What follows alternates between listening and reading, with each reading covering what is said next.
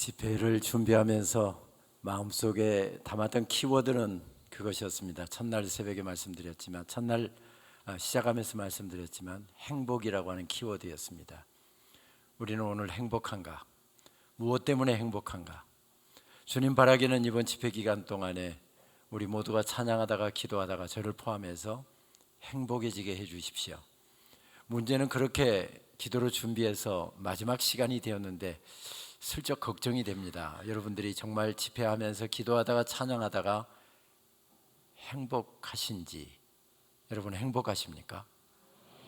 오늘로 집회 끝내시려고 말씀하시는 거 아니시지요? 딱 정확히 40년 전의 일이 그것 놓고 기도할 때 떠올랐습니다. 저는 그때 주일인데도 불구하고 주일 예배도 참석 못하고요, 근무를 하고 있었습니다. 밖에는 눈이 펑펑 쏟아지고 있었고요, 주일인데 예배도 못 드렸기 때문에 마음이 굉장히 무거웠습니다. 그때 정문 초소에서 전화가 왔습니다. 1호차 떴다. 그래서 바로 옆에 철문을 바로 챙겨 쓰고, 그리고 뭐 권총은 차고 있었으니까 바로 나가니까 연대장이 바로 들어오더라고요. 여기자 일대대 상황 보고 드리겠습니다. 됐네. 바로 그러더니 저 탄약고 초소로 가보자는 겁니다. 그래서 뒤에 주번 하사관이 있어서 빨리 지금 우리 그쪽으로 연대장님하고 가니까 그쪽 빨리 연락해서 준비하라고 해라. 제가 신호를 이렇게 했는지 봤는지 못 봤는지 모르겠습니다. 그리고 딱 탄약고 초소 위로 올라가는데 한 녀석이 마치 근무 교대를 하고 내려오면서 고성방가를 하면서 노래를 부르면서 내려오는 것입니다. 그때 그 친구가 불렀던 노래는 그 당시에 한참 유행이었던 송대관 씨가 불렀던 난 참 행복합니다 하는 찬양이 아니라 노래였습니다. 또 큰 지적사항 생겼구나. 내일 아침에 대대장 출근하면 또 깨지게 생겼구나. 제가 그때 대대 주번 사령을 하고 있었는데 그 또 큰 지적사항 하나 나왔겠구나. 그러더니 저는 이제 뒤에 서서 막 지금 연대장 왔으니까 빨리 노래 그만하라고 막 뒤에서 손짓을 하는데 눈 지그시가 않고 막 춤추면서 내려오느라고 제가 하는 것을 보지도 못하고 내려오고 있었습니다. 그런데 연대장이 목소리를 딱 깔더니 저 친구 불러오게, 딱 그러는 겁니다. 아이고, 또 잘못하면 영창 갈 수 있겠구나. 고약한 연대장 만나면, 왜냐하면 경계를 서고 오는 것은 전쟁을 상황으로 하는데 지금 적군에게 우리 이 위치를 노출시키는 거와 마찬가지잖아요. 정말 고약한 연대장 만나면 영창 갈 수 있는 상황입니다. 불러오라고 해서 가슴이 철렁 내렸습니다. 제가 딱 보니까 81mm 박격포 소대장부터 시작했는데 제가 전입을 받았던 친구였고, 얼마 전에 물어보니까 이게 전역하기까지 15일밖에 남았지 않았다는데 어떻게 근무를 나갔는지 모르겠습니다. 왜냐하면 한 달 남으면 이건 근무를 안 내보내거든요.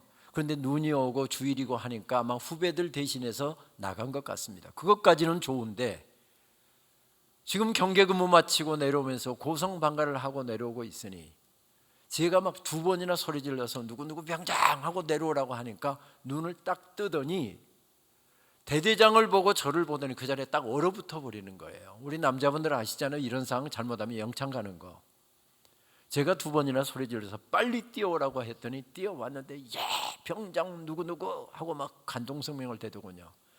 연대장이 목소리를 딱 내리까고 자네는 도대체 뭐가 그리 행복한가? 시정하겠습니다. 행복한 걸 시정해버리면 안 되지. 왜 그렇게 행복하냐고 물었네. 시정하겠습니다. 다른 말도 무조건 시정하겠답니다. 연대장이 그 친구를 딱 보더니 저를 보면서 그렇게 이야기했습니다. 내일 아침에 이 친구 영창 보내게. 그렇게 이야기할 줄 알았더니 내일 아침 이 친구 포상휴가 출발시키게. 그래서 제가 이야기했습니다. 연대장님, 제가 소대장 때 전입받았던 친구인데 얼마 전에 이야기 들어보니까 지금 14일밖에 안 남았답니다. 그래서 말년 휴가도 다 다녀왔기 때문에 지금 포상휴가 갈 때가 아닙니다. 자네 며칠 남았나? 15일 남았습니다. 열흘은 가야 되겠구만. 내일 아침에 열흘 포상휴가를 출발시키고 대대장한테 나한테 직접 보냈는지 안 보냈는지 지 보고 하라고 하게 그러더라고요. 오늘 저녁 뒤에서 여러분 찬양하는 모습 지켜보면서 그 생각이 갑자기 떠올랐던 것은 하나님 때문에 행복합니다 라고 하면 포상휴가 보내주시는구나. 신당중앙교회 그 연대장님이 다니신다 하는 이야기를 들었는데, 언젠가 신당중앙교회 설교하러 갔더니 그 연대장님이 앞에서 딱 걸어오는 겁니다. 제가 이 복장으로 가고 위기자 하고 했더니 분명히 부하 같은데, 그러면서 제가 강의하러 왔다고 하니까 다시 따라와서 2시간 강의를 듣고 가시던데, 그때 그 이야기를 했습니다. 그래서 기억이 안 난대요. 그런데 지금도 만약에 추운 겨울날 근무 서고 내려오면서 난 참 행복합니다 라고 노래하는 병사 있다고 한다면 계속해서 포상휴가 보낼 것 같다고. 그렇습니다. 주님 앞에서도 삶이 어려울 수도 있고 답답한 일이 있을 수도 있지만 주님 때문에 나 행복합니다, 이런 고백을 회복한다고 한다면 우리끼리 이야기지만 주님 절대 가만히 두시지 않으실 겁니다. 아멘을 하셔야 되는데 기도하겠습니다. 하나님 감사합니다. 우리 성도님들 이 저녁에도 귀한 정성 모아서 하나님께 귀한 예물을 올려드립니다. 하나님, 이미 하나님께 올려드린 기도 제목 다시 적었습니다. 감사의 제목 다시 적었습니다. 하나님께 올려드린 귀한 예물 주님 기뻐 받으시옵소서.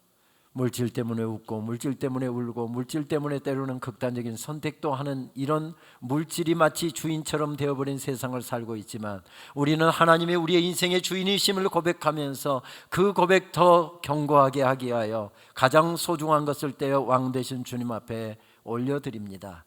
하나님, 귀한 고백으로 더욱더 충만하게 하시고 인생길 살아가면 살아갈수록 하나님께서 허락하신 은혜가 커서 늘 이 감사가 계속해서 이어질 수 있도록 역사하여 주시옵소서. 참 어려운 때를 살아갑니다. 허덕이면서 나가는 우리 성도님들도 있고 답답한 상황 가운데서 몸부림치는 성도님들도 있지만, 주님 앞에 엎드릴 때마다, 예배 자리에 나올 때마다, 찬양할 때마다, 목사님 통해서 주시는 세미한 음성을 들을 때마다 심령이 소성케 되는 놀라운 역사가 있도록 주장하여 주시어서 살면 살수록 주님의 은혜가 새로워 주님 때문에 나는 행복합니다, 그 고백을 새롭게 드릴 수 있도록 역사하여 주시옵소서. 하나님, 엄마 따라 교회 와서 우리 어린 사랑하는 아들들이 어린이 부흥회를 계속합니다. 유아실에서 땀 뻘뻘 흘리며 뛰노는 우리의 사랑하는 아이들이 있습니다. 주여 손들어 축복하옵나니 하나님께서 저들에게 복 내려 주시어서 하나님의 사람들로 자라가게 하여 주옵소서. 하나님의 나라를 좋아하게 하시고 하나님의 것을 좋아하게 하시고 주의 집에서 자라 주의 나라 위하여 영광스럽게 쓰여질 귀한 제목들 될 수 있도록 은혜를 베풀어 주시옵소서. 말씀 앞으로 나아가오니 주님 친히 말씀하여 주시고, 엠마오 도상에서 주님께서 말씀하실 때 말씀을 들은 제자들의 가슴이 뜨거워졌던 것처럼 우리의 가슴이 뜨거워지는 시간 되게 하여 주시고, 영의 눈이 열리는 시간 되게 하여 주옵시며 우리의 고백이 새로워지는 시간 될 수 있도록 인도하여 주옵소서. 예수님의 이름으로 축복하며 기도하옵나이다. 아멘. 저는 등산을 좋아해서 서울 외곽에 있는 700m, 800m 되는 산들을 주로 골라서 혼자서 등산을 합니다. 학교에 중책을 맡고 보니까 일이 많아져서 한참 등산을 못했구나 하는 생각이 들어서 어느 5월 토요일 주말을 일부러 비워두었습니다. 일정이 생기려고 하는 것, 일정이 있다고 하면서 일정을 웬만한 일정들을 다 물리치고요. 그리고 드디어 그날 등산을 시작하게 되었습니다. 아시는 것처럼 서울에는 꽤 차들이 많이 막히잖아요. 양평으로 나가는 행락객들이 많아서 굉장히 늦게 가면 차가 막히기 때문에 새벽에 일찍 출발해야 되겠다 하고 전날 다 배낭을 챙겨 놓았습니다. 이번에는 어느 산을 갈까 생각하다가 정약전 형제가 즐겨 찾았다는 팔당댐 부근의 예봉산을 등산하기로 했습니다. 아침 기도 마치고서 준비해놓은 등산백을 메고서, 그리고 스틱 챙겨 들고 등산화 신고 막 현관문을 나가려고 할 때에 오늘 미세먼지가 어떻지라고 하는 생각이 들어서 대기질 웹을 열어보았습니다. 온통 빨강색이었습니다. 미세먼지 매우 나쁨, 초미세먼지 매우 나쁨, 실외 활동 자제할 것, 가급적 실내에 있을 것, 친절한 문구까지 다 떠 있었습니다. 제가 그날 등산을 했을까요? 포기했을까요? 포기했습니다. 왜냐하면 산에 가면 대여섯 시간은 머물게 되는데 건강에 좋자고 등산하는 거잖아요. 그런데 나쁜 공기 내 몸에 채울 이유가 없다 싶어서 다 원위치 시키고요, 문 꼭꼭 걸어 닫고서 아무 데도 안 가고 하루 종일 집에만 있었습니다. 그날 모압 평지에 서 있었던 이스라엘 백성들도 한 가지 소식 때문에 모든 것이 묶이고 말았습니다. 어떤 소식 때문이었습니까? 너는 가나안 땅에 못 들어간다. 하나님께서 모세에게 주시는 말씀 때문이었습니다. 아시는 것처럼 가나안 땅에 가서 깃발만 꽂으면 우리 땅이 되는 것이 아니고요, 전쟁에서 차지해야 되는 땅이었습니다. 언제 이스라엘 백성들이 노예 생활하고 강해 생활하느라고 제대로 전쟁 경험을 해보았겠습니까? 그러나 이집트의 왕자로 자라면서 무예를 배웠고 수많은 전투 경험을 가졌던 모세라고 하는 걸쭉한 지도자가 없다고 한다면 이스라엘 백성들은 가나안 전쟁에서 승리할 수가 없습니다. 그런데 하필이면 거기서 나만 가나안 땅에 못 들어간답니다. 물론 가장 힘든 사람은 모세였겠습니다마는 이스라엘 백성들 모두가 다 힘들었을 것입니다. 너는 가나안 땅에 못 들어간다 하나님의 말씀을 듣고 모세가 얼마나 섭섭했을까요? 얼마나 억울했을까요? 하나님 저한테 그러시면 안 되죠. 제가 어떻게 하나님 섬겼는데요, 지금까지 어떻게 하나님의 일 감당해 왔는지 사람들은 모른다 할지라도 하나님은 아실 것 아닙니까? 그런 소리가 절로 나오는 그런 명령이었습니다. 더군다나 어디서 이런 말씀을 하셨는가 하면 하나님께서 느보산 정상으로 모세를 인도해 가셨답니다. 느보산은 835m, 정상이 비교적 높은 산입니다. 저 산은 느보산에 올라가서 찍어온 사진인데요, 저 하늘 색깔하고 땅 색깔하고 만나는 그 지점 정도에가 요단강이 흐릅니다. 그러니까 저 느보산에서 내려가서 요단강을 건너면 거기서부터가 가나안 땅입니다. 그런데 그런 곳에서 하필이면 그런 곳에서 하나님께서 가나안 땅을, 그림처럼 펼쳐지는 가나안 땅을 보여주신 다음에 모세에게 그렇게 말씀하셨답니다. 모세야 멋있지? 모세야 아름답지? 모세야 대단하지? 근데 너는 저기 못 들어가. 누구 염장 지를 일이 있습니까?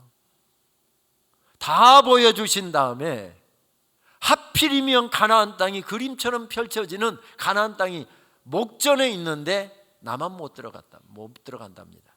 얼마나 섭섭했을까요? 여러분들 표정 보니까 이런 상황, 하나님께서 만약에 이렇게 말씀하시면 아멘 할렐루야 하실 기세이신데 저는 못할 것 같습니다. 하나님 그러시면 안 되죠. 하나님 그러시면 섭섭하죠. 모세도 그랬던 것 같습니다. 그래서 신명기 3장 말씀에 보게 되면 모세가 하나님 앞에 나가 간절하게 기도합니다. 하나님 저도 가나안 땅 들어가고 싶습니다. 하나님 저도 들어가게 해주십시오. 하나님 정 안 되시면 하루 저녁만이라도 괜찮습니다. 단 한 발자국만이라도 좋습니다. 꿈에도 그리던 가나안 땅, 지난 40년 동안 하나님께서 예비하신 젖과 꿀이 흐르는 땅 들어가기 위해서 이날까지 참고 견디면서 달려왔는데 저도 가나안 땅 들어가게 해주십시오. 신명기 3장 말씀 보면 하나님께서 뭐라고 응답하십니까? 모세야 알았다. 하루 저녁은 너무 했고 내가 일주일 시간 줄게. 대신 약속 하나 해라. 여기저기 쏘다니지 말고 반경 4km 범위 내에서만 돌아다니기로 약속할 수 있겠냐?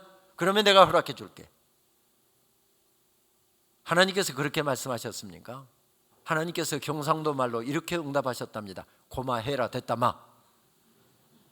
그걸로는 기도도 하지 말랍니다. 기도해봐야 아무 소용이 없고 이미 결정된 일이기 때문에 그걸로는 기도도 하지 말랍니다. 얼마나 섭섭했을까요? 얼마나 억울했을까요? 얼마나 분했을까요? 그런데 모세는 그런 상황이 되었는데도 불구하고 하나님의 뜻을 그대로 받아들이고 있습니다. 순종하고 있습니다. 그의 인생의 마지막 날까지도 하나님께서 기뻐하시는 일을 수행하고 있습니다. 그것이 무엇이었습니까? 나는 가나안 땅에 못 들어가는데 가나안 땅에 들어갈 이스라엘 백성들에게 전하라고 말씀을 가슴에 가득가득 채워주시는데 그 말씀을 마지막 날까지 전하고 있습니다. 그래서 신명기의 말씀을 보게 되면 모세의 죽음 예고와 모세의 간절한 기도가 나오고 하나님의 거절이 나옵니다. 그리고 하나님께서 거절하신 다음에 모세는 어쩌면 마지막 날 그랬을지도 모르는데 3번의 집회를 열었던 것 같습니다. 지난 사흘 우리가 집회를 했던 것처럼 모세가 갑작스럽게 이스라엘 백성들에게 총회를 모이도록 하고 집회를 선언한 다음에 오전에 한 번, 오후에 한 번, 저녁에 한 번 집회를 열었던 것 같습니다. 그래서 신명기 말씀을 보게 되면 모세의 3편의 설교가 이어지고요, 그리고 31장에서 그 말씀이 끝납니다. 32장 되면 모세가 다 설교를 끝났습니다. 모세가 딱 이 자세로 하늘을 우러러보면서 두 손 들고 긴 찬양을 혼자서 올려드립니다. 그게 신명기 32장의 말씀입니다. 그리고 예배가 끝나면 목사님들이 보통 강복선언을 하는 것처럼 예배가 다 끝난 다음에 이스라엘 12지파의 이름을 불러가면서 그들에게 맞게 하나님께서 허락하시는 복을 그들에게 선언하는 강복 선언의 내용이 신명기 33장의 말씀이고, 34장 말씀에 들어오게 되면 호련히 세상을 떠나더라. 성경은 그렇게 우리들에게 말씀을 들려줍니다. 이런 상황에서 모세는 어떻게 승리할 수 있었을까요? 어떻게 이 어려운 상황 가운데서도 모세는 정말 담대하게 승리할 수 있었을까요? 신명기 말씀을 아무리 찾아보아도 거기에 대한 해답을 찾을 수가 없었습니다. 미국에서 공부할 때 세계적인 석학인 유명한 구약학자 월터 브루그만 박사가 제 선생님이었는데, 그분 지도를 받으면서 신명기를 한 학기 동안 샅샅이 다 뒤졌는데 거기에 대해서는 찾을 수가 없었습니다. 어떻게 이런 상황 가운데서 모세가 승리할 수 있었을까? 어떻게 이런 어려운 상황 가운데서도 모세는 이렇게 승리하는 인생을 살 수 있었을까? 그래야 우리도 모세처럼 승리할 수 있을 거 아닙니까? 그런데 성경을 아무리 찾아보아도 거기에 대한 어떻게 모세가 승리했는지 그 비결을 알려주지 않습니다. 그런데 성경을 쭉 묵상해 가다가 신명기 33장 1절 말씀, 신명기 34장 5절 말씀에서 그 해답을 찾을 수가 있었습니다. 하나님의 사람 모세가, 여호와의 종 모세가 하나님의 사람으로 살았답니다. 내 감정과 내 욕망과 내가 바라는 내 비전을 따라서 살았던 사람이 아니라 하나님 기뻐하시는 것에 초점을 맞추고 살아갔던 하나님의 사람으로 살았답니다. 내가 내 인생의 주인인 것처럼, 내가 똑똑해서 내가 잘나서 내가 이만큼 살고 있다고 생각하는 내가 내 인생의 주인인 것처럼 산 것이 아니라 여호와의 종으로 살았답니다. 어쩌면 여기에도 그런 분 계실지 모르겠습니다. 가난한 집에서 태어났습니다. 그런데 공부는 잘했습니다. 1등 한 번도 놓친 적 없습니다. 열심히 공부했습니다. 그런데 중학교를 가기가 어려운 형편이었습니다. 공부를 잘하니까 머리가 좋으니까 형제들이 십시일반으로 도와주어서 그렇게 해서 중학교를 갔답니다. 열심히 공부했더니 이 아까운 인재를 놓치기 어렵다고 해서 선생님이 장학금 연계를 주어갖고 고등학교를 갔답니다. 고등학교 때 열심히 공부해서 좋은 대학에 전액장학금 받고 합격을 했답니다. 등록금을 장학금으로 해결하기 위하여 밤새워가면서 공부하다 보니 성적이 늘 상위권이었고 성적이 좋았습니다. 졸업하자마자 대기업에 바로 취직이 됐답니다. 그리고 열심히 일해서 승승장구했습니다. 그래서 그 분야에 일가견을 이루신 분들, 소위 이야기해서 자수성가하신 분들 계시죠. 아마 이 중에도 계실 것입니다.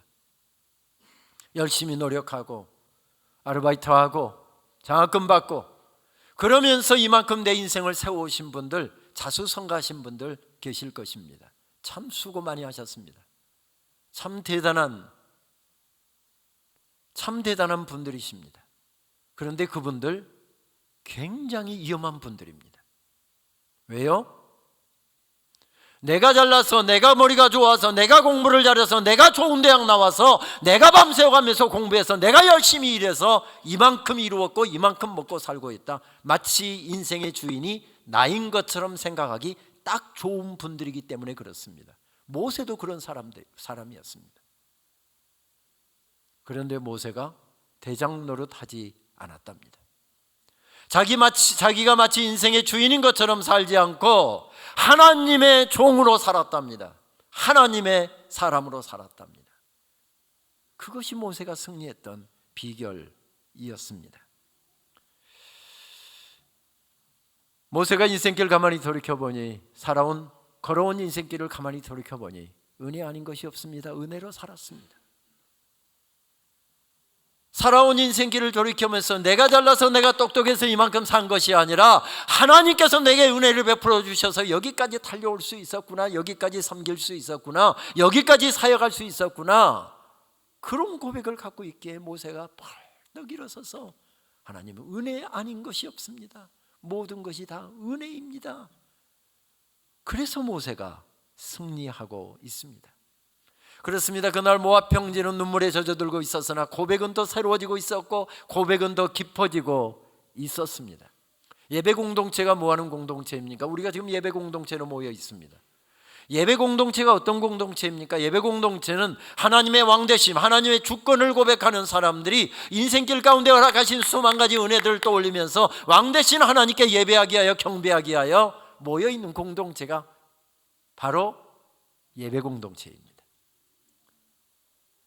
시편 말씀은 예배 공동체에서 올려드렸던 찬양의 내용이자 기도의 내용이고 선포되었던 말씀의 내용을 주 내용으로 하고 있습니다. 시편 말씀, 그 시편의 말씀을 읽다 보면 시편 예배 공동체에서 가장 많이 올려드리는 고백이 무엇일까 하고 언젠가 한번 조사를 해보았는데, 시편의 예배 공동체에서 가장 많이 올려드리는 바로 고백이 할렐루야라고 하는 단어이더군요.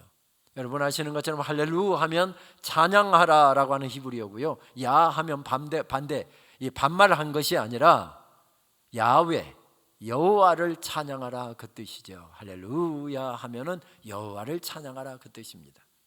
두 번째로 많이 나오는 히브리어를 찾아보니 야훼 말라크라고 하는 단어였습니다. 야훼는 여호와라고 그랬지요. 말라크는 다스리신다, 통치하신다 하는 뜻입니다. 여호와께서 통치하신다 그런 뜻이지요. 저기 어려운 삶의 문제를 가지고 울고 계시는 분이 계십니다. 이쪽에는 권사님이 울고 앉아 계십니다. 지난주에는 권사님이 남편하고 나란히 앉아서 다정하게 예배를 드렸는데 갑자기 부근 집사님이 지난주간에 갑자기 세상을 떠나서 장례를 치르고 오늘은 혼자 앉아서 눈물로 예배를 드리고 있습니다.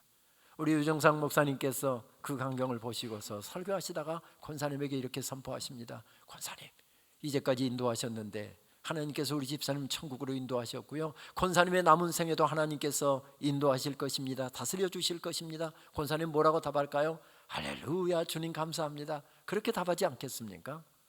저기 어려운 사업의 문제 때문에 눈물로 기도하고 있는 안수 집사님이 계십니다. 암투병하면서 힘들게 주님 앞에 지금 예배드리며 기도하고 계시는 집사님이 계십니다. 장로님이 기도하시다가 그 모습을 보고서 기도 가운데 선포합니다. 하나님, 눈물로 기도하며 어려운 사업 때문에 기도하는 우리 성도님이 계십니다.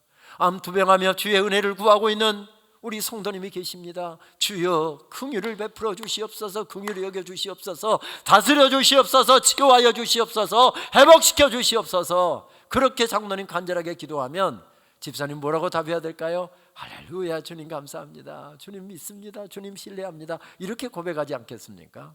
그렇습니다. 예배 공동체는 바로 이런 공동체입니다. 하나님께서 허락하신 인생길을 허락하셨던 수만 가지 은혜들 떠올리며 주님 감사합니다, 주의 은혜로 여기까지 살았습니다, 할렐루야를 외쳐드리고 이런 놀라운 고백을 하나님 앞에 올려드리는 것이 예배 공동체이지요.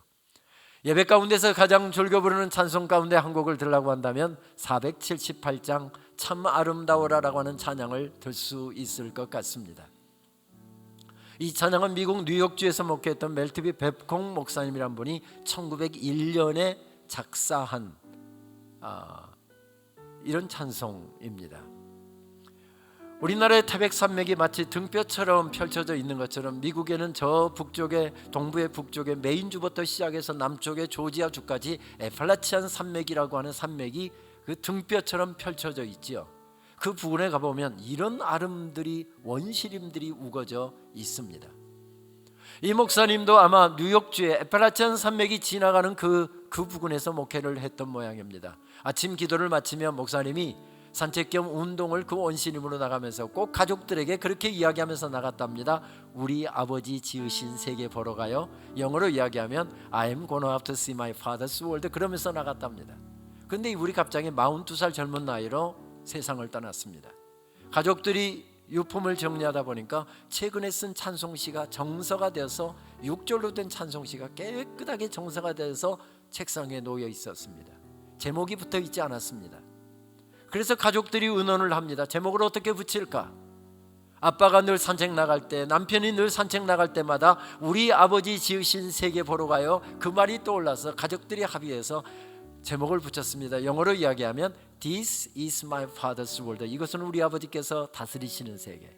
그의 친구인 프랭클린 셰파드가 여기에 곡을 붙여서 현재는 85개국어로 번역되어 예배 가운데 가장 즐겨 부르는 찬송이 되었습니다. 찬송 가사는 이렇게 되어 있지요. 참 아름다워라 주님의 세계는 저 솔로몬의 옷보다 더 고운 백합화, 주 찬송하는 듯 저 맑은 새소리, 내 아버지의 지으신 그 솜씨 깊도다. 목사님 가사만 읽지 말고 찬송 한번 합시다 하는 표정인데 찬송하겠습니다. 참 아름다워라 주님의 세계는 저 솔로몬의 옷보다 더 고운 백합화, 주 찬송하는 저 맑은 새소리, 내 아버지의 지으신 그 솜씨 깊도다. 참 아름다워라 참 아름다워라 주님의 세계는 저 아침에 맞춰놓은 밤하늘 빛나며 망망한 바다와 늘 푸른 먹으리 다주 하나님 영광을 잘 드러내도다.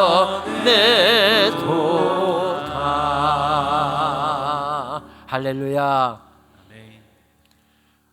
우리 아버지께서 지으신 창조세계의 아름다움과 그 가운데 깃든 영광을 어쩌면 이렇게 아름답게 찬양할 수 있을까 하는 생각이 절로 드는 찬송입니다. 목사님 한 절 더 있는데요, 계속 저에게 지금 레이저를 쏘고 계시는 분이 계시는데 마지막 3절은 오늘 저게 집에 돌아가면서 부르는 걸로 그렇게 하십시다. 참 아름다운 찬송입니다. 그런데 원곡 원가사를 읽어보면, 원가사는 6절로 되어 있다고 그랬잖아요. 원가사를 읽어보면 하나님의 창조세계의 아름다움과 그 가운데 깃든 영광만 찬양하고 있는 것이 아니라 또 다른 사실 하나를 찬양하고 있는 것을 발견하게 됩니다. 무엇보다도 왜 원곡은 6절로 되어 있는데 우리말 찬송은 3절로 되어 있을까요? UMC라고 하지요. 미국 연합감리교회에서 찬송가를 개편하는 작업을 하면서 6절이 너무 길다고 생각했는지 3절로 축약을 했습니다. 우리말 찬송은 미국 연합감리교회 찬송가에 실려진 3절 찬송가를 소설가이자 감리교 목사였던 전영택 목사님이 그 찬송 가사를 우리말로 번역해서 지금 우리가 부르는 찬송 가사가 되었습니다. 그런데 6절 가사를 읽다 보면 또 다른 사실 하나를 찬송하고 있는 것을 발견하게 되는데요, 특별히 3절 가사가 그 사실을 우리들에게 들려줍니다. 원어의 분위기를 좀 느껴보기 위해서 영어로 제가 먼저 읽습니다.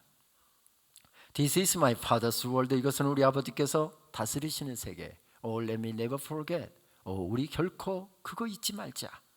Though the long seems often so strong. 악인이 비록 강하게 보일지라도 God is the ruler yet. 하나님께서 여전히 다스리고 계심을. This is my father's world. 이것은 우리 아버지께서 다스리시는 세계. Why should my heart be sad? 그런데 왜 우리의 마음은 슬픔에 사로잡혀 있나? The Lord is king. Let the heavens ring. 하늘이여 선포하라. 주님이 왕이시다. God reigns. Let the earth be glad, 온 땅이여 기뻐하라. 하나님께서 통치하신다. 여러분, 무엇을 지금 찬양하고 있죠? 하나님의 통치하심.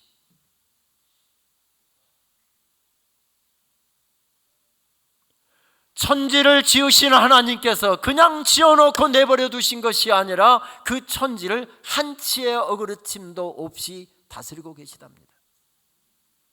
빛의 속도로 달리는 거, 그것을 1년 동안 달리는 속도를 우리는 일광년이라고 하지 않습니까?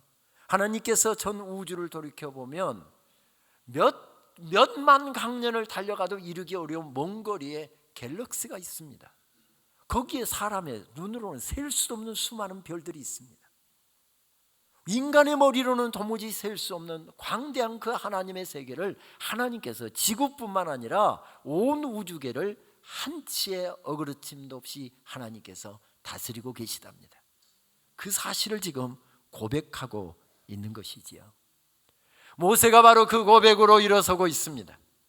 내 인생 여기서 끝나지만 지금까지 인도하신 하나님께서 여기까지 도와주셨습니다. 여기까지 인도해 주셨습니다. 내 인생은 벌써 이미 갈대 상자에 담겨서 나일강에 던져졌을 때 끝날 인생이었습니다. 그런데 하나님께서 여기까지 인도해 주셨습니다.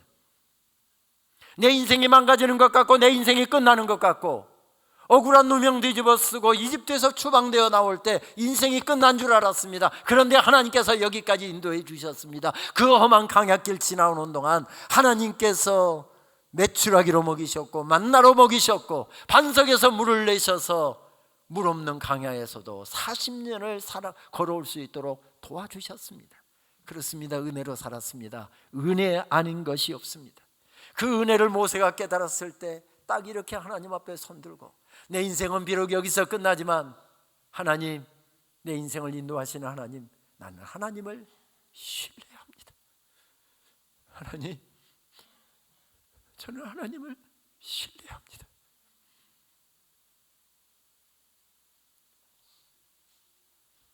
내가 들어가고 싶은 가나안 땅 못 들어가지만 내가 원하는 대로 인생이 풀리지 않지만 나보다도 나를 더 잘 아시는 하나님, 무엇이 내게 좋은 것인지를 가장 잘 아시는 하나님, 가장 좋은 것으로 주실 줄 믿기에 나는 하나님을 신뢰합니다. 그 고백 가지고 모세가 벌떡 일어섭니다. 그래서 모세가 인생의 마지막 날 오전에 한 번, 오후에 한 번, 나는 가나안 땅에 못 들어가지만 가나안 땅에 들어갈 사람들을 위해서 하나님께서 전하라고 주신 그 말씀을 선포하고 있습니다. 하나님께서 명령하신 그 사명을 수행하고 있습니다. 오늘 읽은 신명기 6장의 말씀은 가장 긴 설교인 두 번째 설교의 서론격에 해당되는 말씀입니다. 모압 평지에 이스라엘 백성들을 다 모았습니다. 이제 모세가 설교하기 위해서 강단에 올라가자 이스라엘 백성들이 전부 다 모세를 바라보고 있습니다. 설교가 시작됩니다. 히브리어로 설교를 했겠죠. 쇼마 이스라엘, 이스라엘아 들으라 하면서 설교가 시작됩니다. 우리가 쉐마라고 하는 말은 들으라라고 하는 뜻을 가진 말이지요. 조금 더 정확하게 번역하면 주목, 이런 뜻입니다. 초등학교 아이들이 쉬는 시간에 왁자질거 떠들고 장난질하면서 놀고 있습니다. 쉬는 시간이 10분밖에 안 돼서 짧잖아요. 선생님이 다음 수업하려고 들어왔는데 선생님이 들어온지도 모르고 장난질하고 있습니다. 그럼 선생님 뭐라고 이야기하시죠? 주목, 이렇죠. 이때 쓰는 단어가 쇼마라고 하는 단어입니다. 이렇게 제가 자세하게 설명을 해드려도 남자분들 별로 감동을 안 하시는 것 같은데 제가 군대 용어로 번역을 해드릴까요? 쇼마라고 하는 말을 군대 용어로 번역하면 동작 그만, 이 뜻입니다. 남자들 군대에서 제일 듣기 싫은 소리 가운데 하나가 동작 그만이었잖아요. 보통 군대에서는 밤 9시에 점호를 합니다.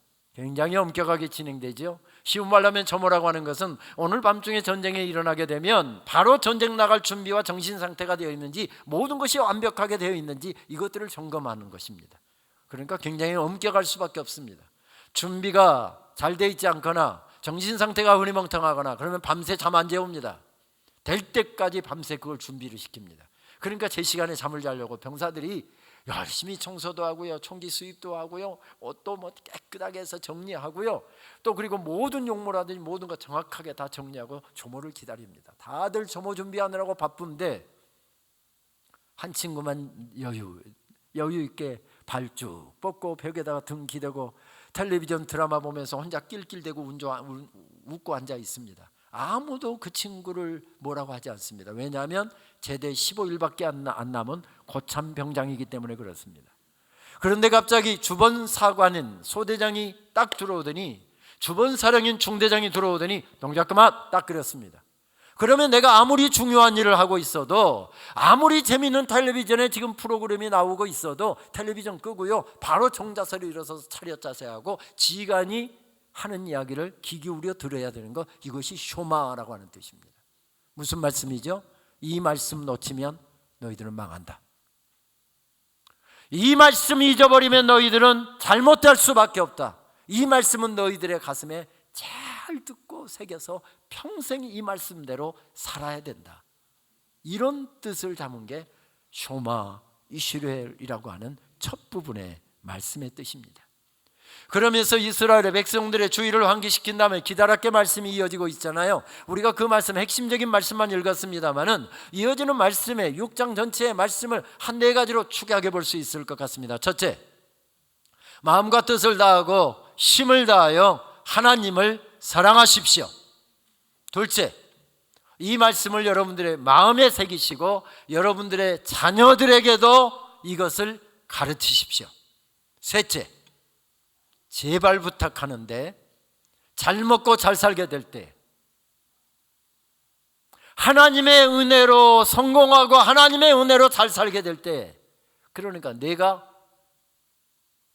세우지 않는 집에서 살고, 내가 파지 않는 우물을 먹고, 내가 뿌리지 않는 열매를 거두게 될 때, 무슨 말씀이죠? 하나님의 은혜로 살아온 것을 깨달았거든, 그런 뜻이죠. 축복의 땅에 들어가서 잘 먹고 잘 살게 될 때에 하나님이 잊어버리는 일이 없도록 하십시오. 넷째, 하나님을 깊이 경외하시고 그분만을 섬기고 그분만을 예배하십시오. 이것이 오늘 말씀의 핵심적인 내용입니다. 우리 말씀으로 좀 더 깊이 들어가 볼까요? 오늘 말씀은 이렇게 시작됩니다. 이스라엘아, 들어라. 주는 우리의 하나님이시요 주는 오직 한 분뿐이시다. 너희는 마음을 다하고 뜻을 다하고 힘을 다하여 주 너희의 하나님을 사랑하여라. 여기는 아주 중요한 선언이 나오잖아요. 어떤 선언입니까? 사람 따라, 인종 따라, 지역 따라, 문화 따라 각기 다른 형상들을 만들어 놓고 그것이 신이라고 그것 앞에 빌고 있답니다. 어떤 지역에서는 기다란 나무 토막 가져오더니 두 사람이 붙어서 열흘 동안 그것을 깎고 대패질하고 사포질하고 그렇게 해서 어렴풋이 사람 형상 만들어서 딱 세워놓고, 지네들이 지난 열흘 동안 그거 깎아서 만들어 놓고 세워놓고 그것이 복준다고 그 앞에서 이렇게 빌고 있더랍니다. 어떤 지역은 기다란 돌을 가져오더니 석 달 열흘 동안 정으로 찍고 어렴풋이 사람 형상 만든 다음에 지네들이 100일 동안 찍어서 만들어 놓은 그 돌덩이 세워놓고 그것이 복준다고 새벽부터 그 앞에 절하고 빌고 있더랍니다. 그것들 다 가짜 신이다. 그것들 다 가짜다. 살아계신 진정한 신, 너희들이 섬겨야 할 신은 여호와 하나님 한 분뿐이시다. 여러분, 여기서 아멘이 희미하면 큰일 납니다. 이 아멘이 희미하면 신천지로 빠지고요, 다른 종교로 빠지고요, 고난 있고 어려움이 있으면은 그냥 교회 떠나고 신앙 떠날 수 있습니다. 다시 한번 제가 선포합니다. 살아계신 신은 여호와 하나님 한 분뿐이시다. 아멘입니다. 아멘입니다. 이 사실을 정말 내가 믿고 있고 고백하고 있다고 한다면 그 하나님 섬길 때 대충 아무렇게나 기분 따라 환경 따라 그렇게 섬겨서는 안 되고, 너의 마음 전부, 너의 뜻 전부, 너의 정성 전부, 너의 생각 전부, 모든 것을 모두어서 하나님을 섬겨야 한다. 그런 말씀입니다. 말씀을 전하다 보니까 저기 김 집사님이 유난히 오늘 은혜를 많이 받으신 것 같습니다. 그래서 사랑하는 우리 유정상 목사님께서 김 집사님의 모습을 보고, 아이고 우리 김 집사님 오늘 은혜 몽땅 받고 있구나. 택도 없습니다. 김 집사님은 지난 설에 고향에 갔다가 거의 25년 만에 중학교 동창을 만났습니다. 나 좋아한다고 따라다니던 친구, 편지질하던 친구. 그런데 우선 내 스타일이 아니었고요, 두 번째는 얼굴에 여드름이 얼마나 많으지. 내가 학교 갔다 오는 길목에 지키고 서 있었습니다. 그 친구 안 만나려고 저리 삥 돌아서 다니고요. 그리고 중학교 졸업하고서 오랫동안 소식 끊어져서 모르고 살았는데 이번 설에 가서 25년 만에 그 친구를 만났습니다. 야, 너 어디 사는데 이렇게 소식을 모르고 우리 살았냐. 자기는 일산 산사입니다. 나는 파주 사는데. 야, 우리 좀 가끔 만나서 식사도 하고 차도 마시고 이렇게 좀 하고 소식 좀 전하고 살자 하고 명함을 딱 주는데 보니까 무슨 건설회사 회장이랍니다. 외제차 타고 쫙 빼입고 왔는데 여드름은 어디 간데 하나도 안 보이고요. 오, 그럴싸해 보입니다. 하고서 악수를 청하는데 손을 잡으니까 전기까지 찌리로 통하는 것 같습니다. 그리고 전화번호를 주어서 전화를 한번 할까 말까 지금 망설이고 있는 중입니다. 그리고 오늘 예배 시간에 앉아서 그 친구 생각이 나서 그때 그 친구하고 그렇게 해갖고 결혼해서 산다고 한다면 지금 회장님 사모님 소리 들으면서 지금보다 훨씬 더 행복하게 살 수 있을 것 같은데, 그래서 단꿈에 젖어서 웃고 있을 수 있습니까? 없습니까? 솔직해집시다. 있습니다. 예배 자리는 그런 자리입니다. 몸은 와서 여기 앉아 있지만, 예배 드린다고 그냥 자리는 앉아 있지만 내 생각은 지금 어떤 생각을 하는지, 어디까지 갔다 오는지. 지난주에 애들하고 식사했는데 그 음식이 맛있어서 언제 한번 다시 가리라 하고서 예배 중에 앉아서 그 식당 다시 한번 돌고 오고요. 지난 여름에 아이들하고 강릉 바닷가 갔는데 너무 좋아서 올여름도 한 번 더 가야 되겠다. 강릉 바닷가도 한 바퀴 돌고 오고요. 다낭에 갔는데 너무 좋아서 그곳에 풍경도 한번 다시 감상하고 오고요. 그래도 예배가 끝날 기미가 없으면 한 바퀴 더 돌고요. 여러분, 그렇게 할 수 있습니다. 예배는 그런 것이 아니라는 것입니다. 예배가 하나님 섬기는 것이라고 한다면 너의 최고의 정성을 들여서 네 하나님을 섬겨야 한다. 너의 마음 전부, 너의 뜻 전부, 너의 생각 전부, 너의 정성 전부, 너의 심 전부.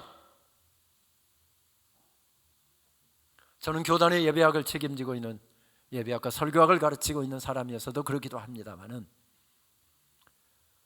가만히 생각해 보면 이만큼 살고 있었던 살고 축복받고 사는 이유가 무엇일까? 가만히 생각해 보면 딱 한 가지 이유가 늘 기도할 때마다 떠올려집니다. 중학교 2학년 때 저는 예수 그리스도를 나의 구주로 영접을 했고요. 중학교 3학년 때 세례를 받았습니다. 시골 교회지만 얼마나 철저하게 신앙생활을 가르쳐 주셨는지 그때 장로님들이 가르쳐 주신 예배 신앙, 그걸 가지고 살고 있습니다. 시골 중학교는 3클래스였습니다.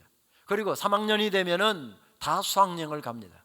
교회 다니는 아이들이 굉장히 복음화율이 그 지역이 높아서 거의 교회 다니는 아이들이 거의 한 40%에서 50%가 됩니다.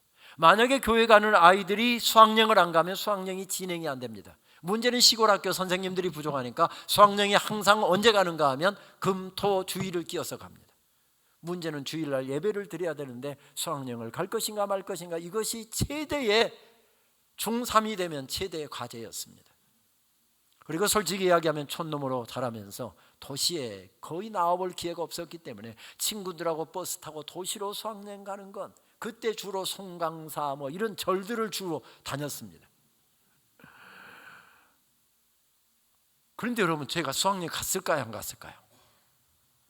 저희 앞에 선배들이요, 선생님들한테 말 안 듣다가 짝대기로 막 두들겨 맞으면서 그래갖고 다 끌려서 갔습니다.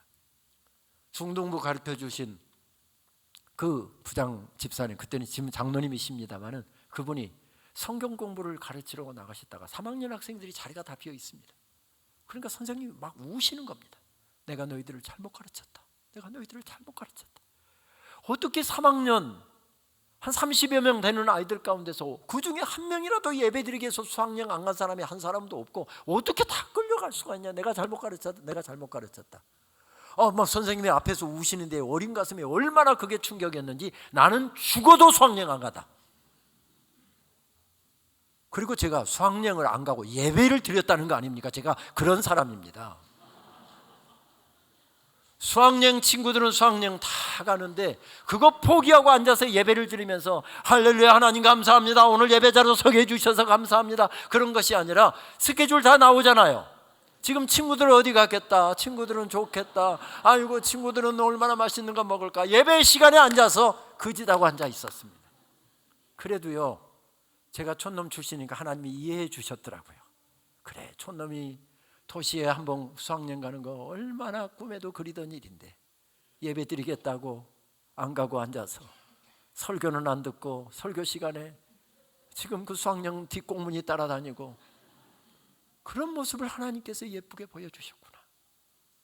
제가 뒤늦게 담임 목회하다가 미국 유학을 출발하면서 하나님께서 문득 그 생각을 주시더라고요. 그때 수학여행 그렇게 가고 싶었는데 예배 드린다고 안 갔더니 하나님께서 대신 미국을 보내주시는구나. 그걸로 끝난 게 아니라요, 하나님께서 기도하시는데 캐나다도 보내주시고 독일도 보내주시고 프랑스도 보내주시고 영국도 보내주시고 스위스도 보내주시고 일본도 보내주시고 호주도 보내주시고, 더 할까요? 대신 보내주시더라고요.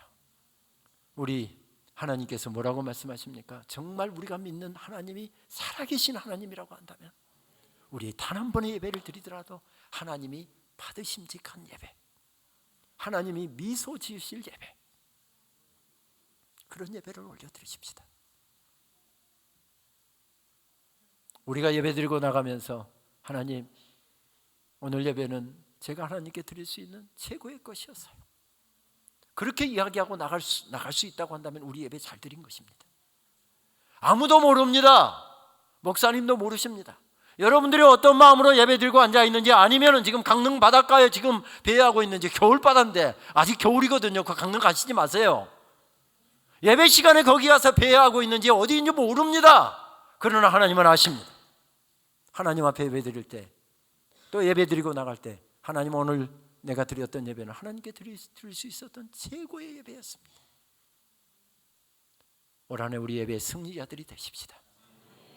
그런데 그것은 그냥 구호로 되지 않고, 그냥 되지 않고요, 살아온 날 동안에 하나님께서 내 인생의 주인이셨고 내 인생에 수많은 은혜를 베풀어 주셨고, 그 은혜가 아니었다고 하면 지금 여기 서 있을 수 없다라고 하는 그 고백이 있을 때, 그 간절한 감사가 있을 때만 그 삶이 가능해지는 것입니다.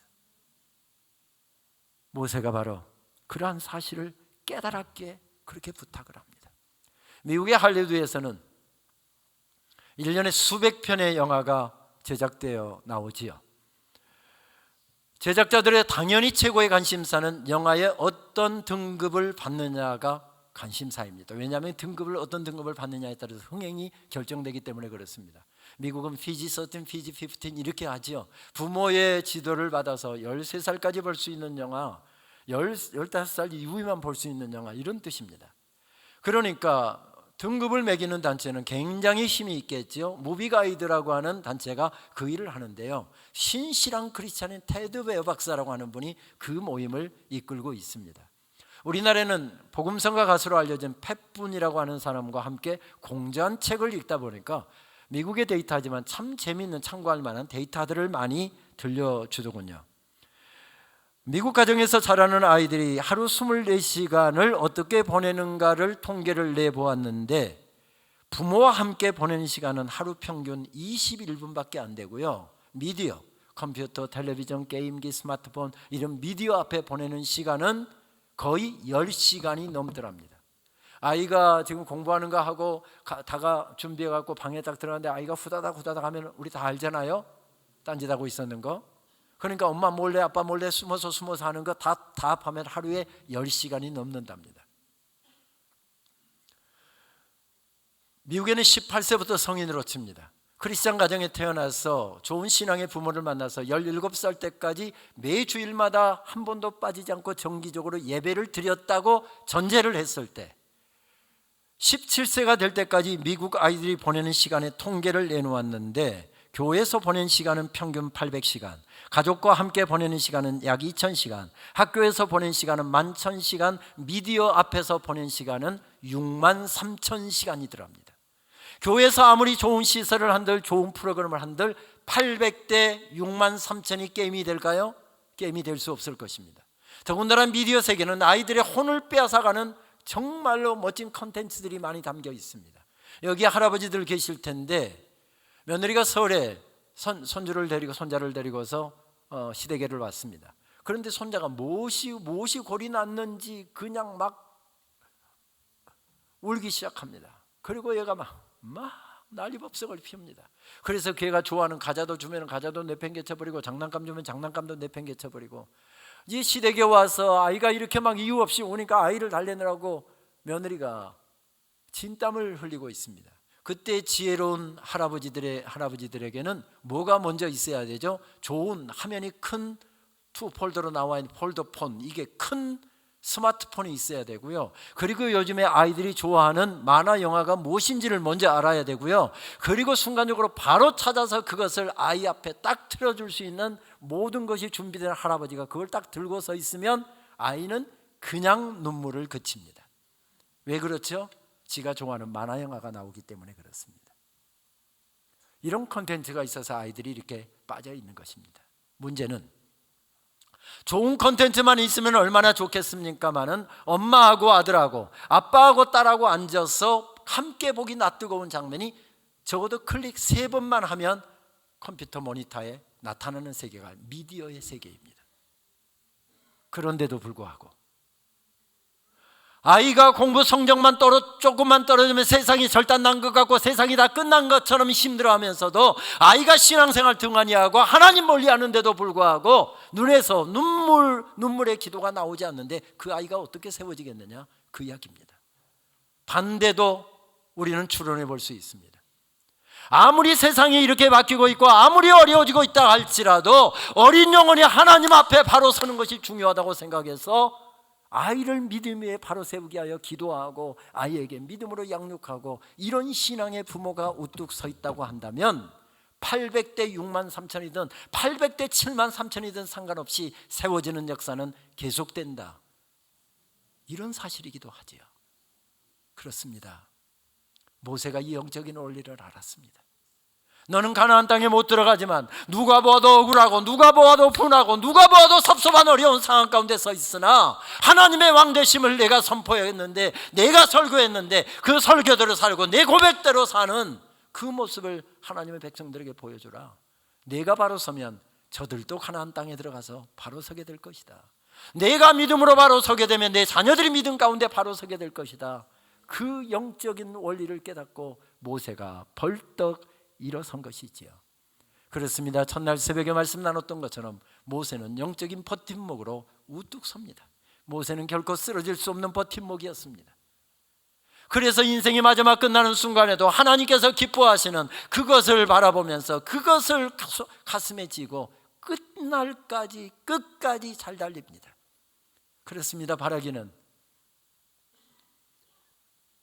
우리가 어제 고백했던 것처럼 심장에 터운 피가 식어가고 이 땅의 모든 것들을 다 정리하고 천국 갈 시간이 올 때 죽음 앞에서 우리가 하나님 앞에 고백할 고백이 있다고 한다면 그거 아니겠습니까? 내 구주 예수를 더욱 사랑, 내 구주 예수를 더욱 사랑.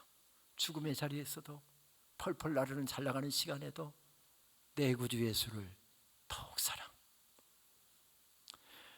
그렇습니다. 이런 사람들이 서 있을 때, 부모가 있을 때 자녀들이 세워지고, 이런 신실한 일꾼들이 서 있을 때 교회가 세워지고, 이런 신실한 하나님의 사람들이 있을 때 그 시대는 영광스럽게 교회가 세워지고 하나님의 역사가 세워지더랍니다. 500년 동안 이어져 왔던 나라가 망하기 직전, 풍년등화처럼 나라가 망하기 직전 1901년 5월달 미국 북장로교 선교사 평양에 있는 그의 작은 사랑방에서 학생 2명을 데리고 한 학교가 시작되게 하셨습니다. 그 학교는 6년 후인 1907년 6월 20일에 7명의 첫 졸업생을 배출합니다. 이름하여 길선주, 양전백, 서경조, 한석진, 송인서, 방기창, 이기풍. 우리 교회도 익숙한 우리 교단의 최초의 목사님 7분이자 한국교회 최초의 7분의 목사님들의 성함입니다.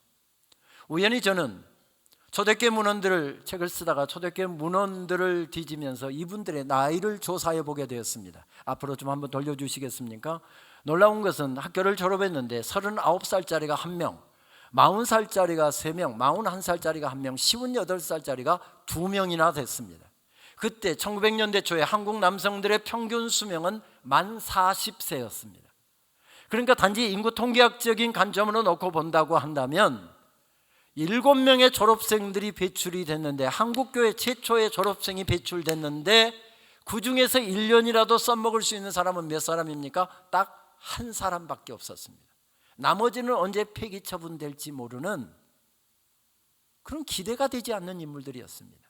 이런 7명이 나타났다고 해서 이 나라에 한국교회에 어떤 대단한 역사가 일어날까요? 기대하기 어려울 것 같습니다.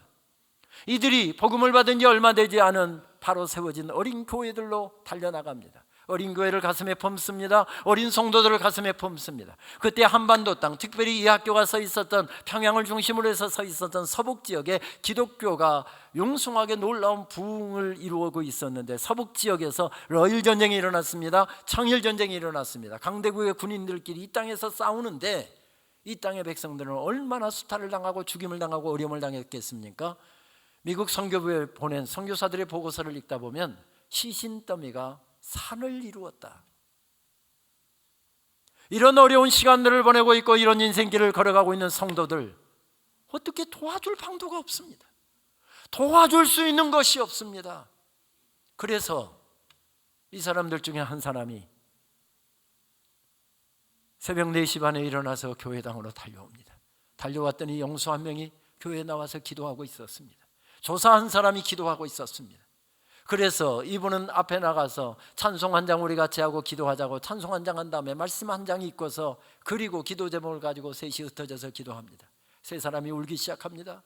그 다음 날도 그들이 울면서 기도하기 시작하고, 그 소식들이 전해지면서 다른 사람들이 달려 나오면서 또 같이 기도가 되게 되고, 이게 소위 이야기하는 평양 대부흥이 시작되었던 장대현 교회에서 새벽 기도가, 한국교회에서 최초로 새벽 기도가 시작된 바로 그 스토리입니다.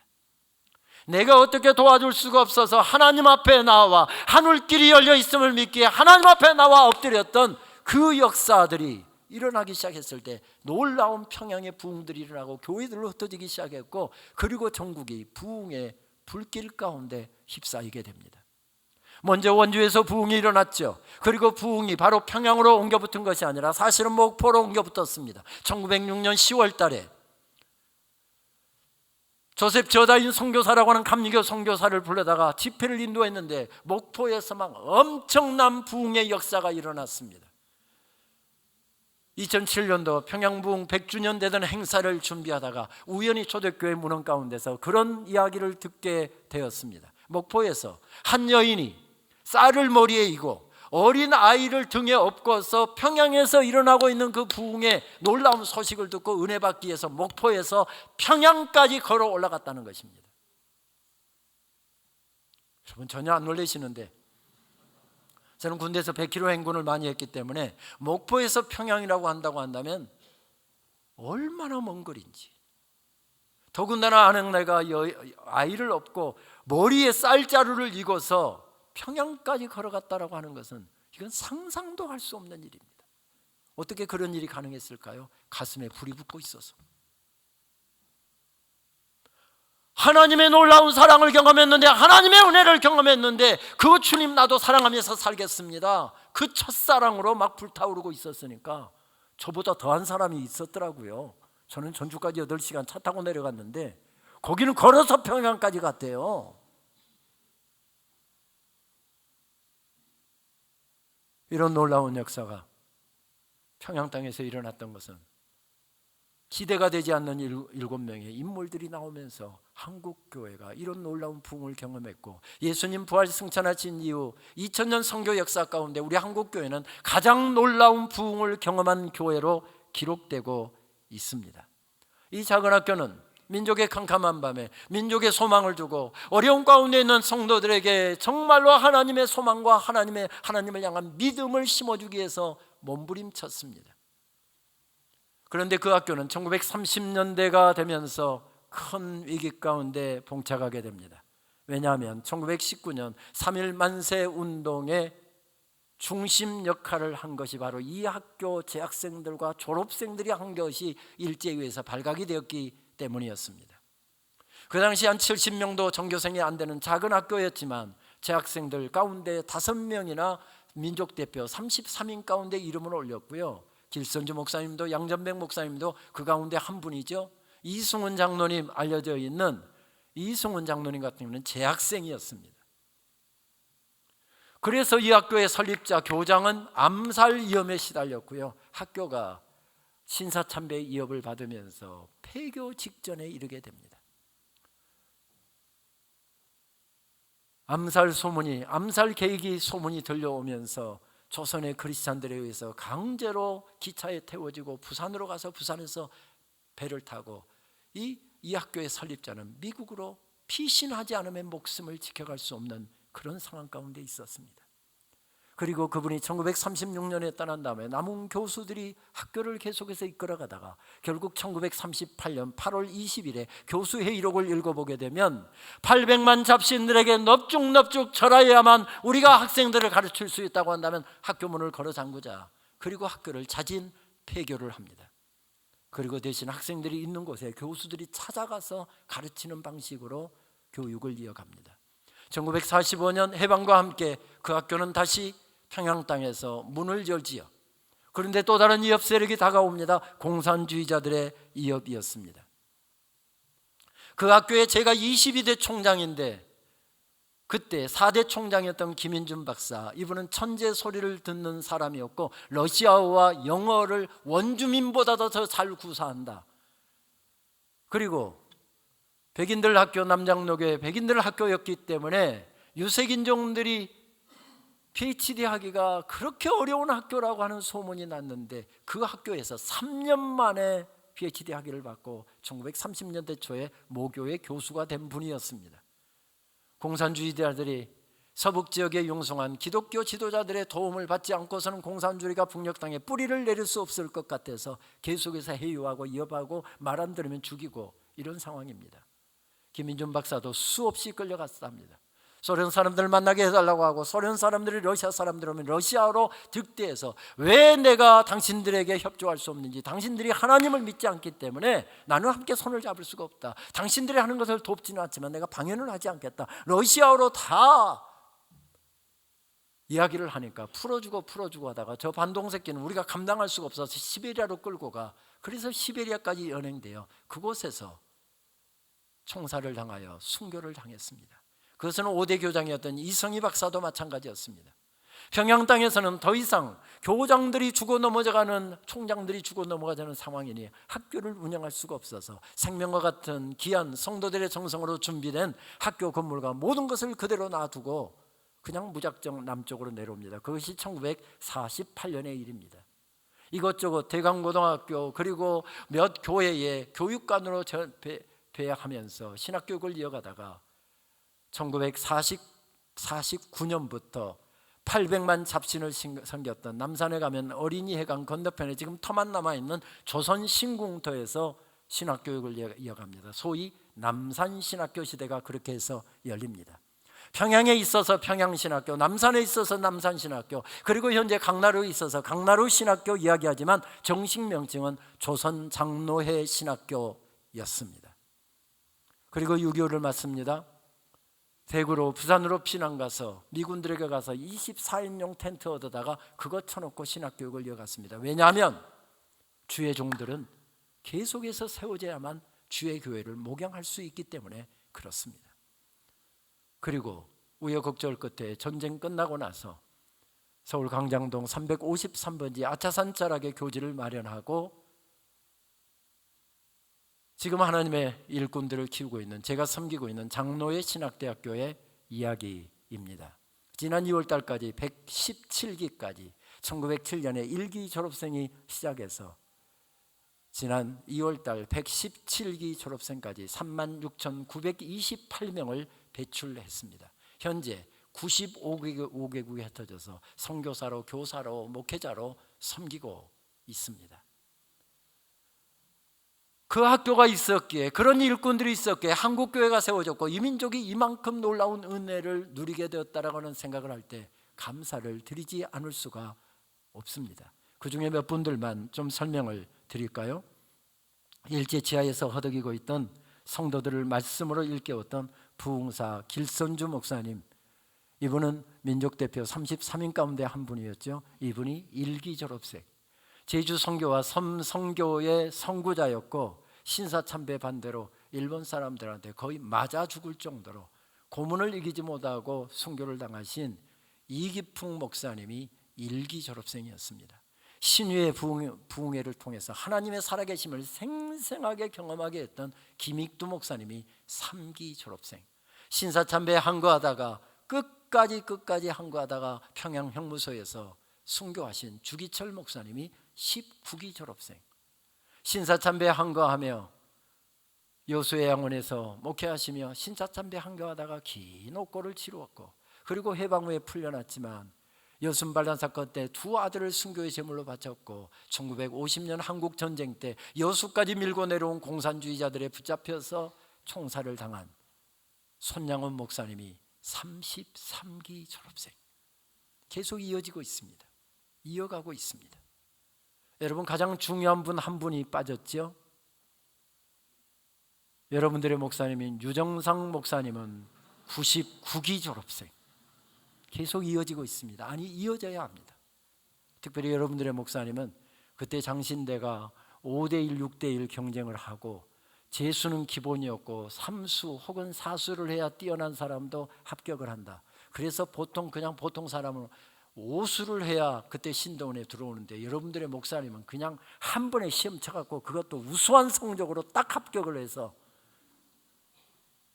교회를 힘차게 행복하게 사역하고 계십니다. 계속 이어져야 합니다. 계속 이어져야 합니다. 신학교가 여러분 중요한 것은, 여러분들에게 특별히 신학교를 위한 기도를 부탁드리는 것은, 오늘 신학생 한 명은 10년 후에 15년 후에 한국교회 한 사람입니다. 여러분들의 목사님도 10여 년 전에 장로회 신학대학교 신대원 학생이었습니다. 열심히 공부하고 열심히 기도하고 하나님께서 허락하신 놀라운 말씀으로 가슴을 가득 채웠기에 오늘 현장에서 힘있게 사역해 가시는 것입니다. 그렇습니다. 오늘 신학생 한 명은 10년 후에 한국교회 하나입니다. 이 학생들이 충만하면 10년 후에 한국교회가 충만할 것이고, 이 사람들이 사랑으로 불타오르게 있다고 한다면 10년 후에 한국교회, 그 교회가 주님을 향한 사랑으로 불타오르게 될 것입니다. 몇 년 전 개교 120주년을 준비하면서, 코로나 상황에서 120주년을 준비하여 아무것도 할 수 없는 상황에서 새벽에 하나님 앞에 엎드려 기도하는데, 하나님께서 제 마음에 주신 음성은 그것이었습니다. 김 목사, 내가 버팀목이 되어라. 그러면 이 모든 일은 다 가능한 일이다. 내가 버팀목이 되어라. 하나님, 제가 버팀목이 되겠습니다. 하나님 앞에 간절하게 막 또 눈물로 기도하는데 하나님께서 두 번째 말씀을 주시더군요. 한국교회가 지금 어렵다. 성도들이 지금 어렵다. 성도들을 견고하게 세울 버팀목이 될 사람들을 더 섬세하게 세워라. 그런데 코로나 상황에서 학교, 교회가 다 문 닫고 하다 보니 후원금들은 다 끊어지죠. 우리는 학교 후원금으로 그 학생들 등록금 반, 교회 후원금이 반, 이렇게 해서 한 해 살림을 하고 학생들을 가르치는데 후원금이 다 끊어지죠. 그래서 막 첫해에는 그 더운 여름에도 에어컨도 안 켜고 전략을 해가면서 학교를 운영해 가는데, 하나님 어떻게 학교를 세울까요? 하나님 앞에 오늘 새벽에 유난히 간절해서 그날 기도가 좀 길었던 것 같습니다. 학교도 다 셧다운 됐기 때문에 새벽 기도 예배 다 모이지 못하고 영상 녹화해서 처음에는 하다가 나중에는 줌으로 송출을 했는데, 다 교회들이 새벽 기도가 문을 닫았기 때문에 저도 새벽 기도 나갈 교회가 없어서 그냥 서재에 엎드려서 기도하고 있었습니다. 하나님 어떻게 학교를 세울까요? 간절하게 그 아침 유난히 이 문제를 가지고 기도하는데, 기도를 마치고 눈을 떴더니 벌써 아침 해가 떠오르고 있었습니다. 아침 햇살이 제 서재 베란다에 쫙 비춰오는데, 이집트에서 가져와서 제 서재에서 자라고 있는 파피루스 사진이 딱 눈에 들어오는 것입니다. 한국어로 치면 갈대입니다. 물만 부어주면 잘 자라는 수생식물인데 제가 물 주는 것을 깜빡했던 모양입니다. 그때 찍어놓은 사진인데요, 노랗게 전부 다 시들었길래 저거 다 잘라내면 뿌리가 살아있으니까 또 파란 새순이 나올 겁니다. 그래서 다 잘라갖고 이거 말려서 버리려고 거기다 펼쳐놨는데 기도 마치고 눈을 딱 떴는데 그게 눈에 딱 들어오는 겁니다. 순간적으로 하나님께서 제게 통찰력을 주시는데 저거다. 그리고 출애굽기 2장 말씀을 폈습니다. 왜냐하면 모세를 살려냈던 작은 갈대 상자는 저 갈대 한 올 한 올들을 묶어서 엮어서 상자를 만들고 물이 들어오지 않도록 역청을 바른 다음에 천을 갈고 모세를 거기다 뉘어서 살려냈잖아요. 그래서 출애굽기 2장 말씀을 폈습니다. 갈대 상자라고 하는 단어가 왜 그렇게 그날 아침 따라 크게 들어오던지요. 히브리어 성경을 폈습니다. 갈대 상자가 무슨 단어를 사용하지? 테바라고 하는 단어를 사용하더군요. 테바가 어떤 용례로 사용됐지? 그날 아침에 테바에 대해서 연구를 하는데 성경에 딱 2번밖에 사용되지 않은 단어더라고요. 한 번은 창세기 6장에서, 한 번은 출애굽기 2장에서. 창세기 6장에서는 수많은 생명들을 살려냈던 방주라고 번역을 했고, 출애굽기 2장에는 똑같은 단어를 갈대 상자로 번역을 했더군요. 영적 원리는 똑같잖아요. 생명들을 살려냈던 방주는 하늘에서 뚝 떨어진 것이 아니라 누군가 가져온 판자 하나를 붙이고 누군가 가져온 판자 하나를 붙이고 그렇게 해서 방주를 만들어낸 거잖아요. 갈대 상자도 작은 저 갈대 하나 둘을 모아서 엮어서 모세와 같은 종을 세워낸 것입니다. 하나님, 이제부터 학교를 세우는 프로젝트 테바 프로젝트라고 하겠습니다. 그리고 이제 테바 프로젝트를 위해서 시작하려고 하면 이제 기도로 물을 줘야 되겠다 싶어서 또 다시 기도를 시작을 해서 테바 프로젝트에 대해서 막 준비 기도를 하는데 하나님께서 친절하게 제게 캐치프레이즈까지 주시더라고요. 장로의 신학대학교에는 세워야 할 어린 모세가 참 많이 있습니다. 월커피 2잔 1만 원을 전략하여 선지동산에 보내주시면 우리 시대에도 모세와 같은 영적 지도자가 우뚝우뚝 세워지게 될 것입니다. 여러분, 무슨 이야기입니까? 신학교를 세우는 프로젝트가 테바 프로젝트라고 한다면 모세를 세웠던 프로젝트가 무엇이었습니까? 바로 테바 프로젝트였습니다. 가정을 세우는 테바 프로젝트가 무엇입니까? 그것이 테바 프로젝트랍니다. 교회를 세우는 프로젝트가 무엇입니까? 테바 프로젝트랍니다.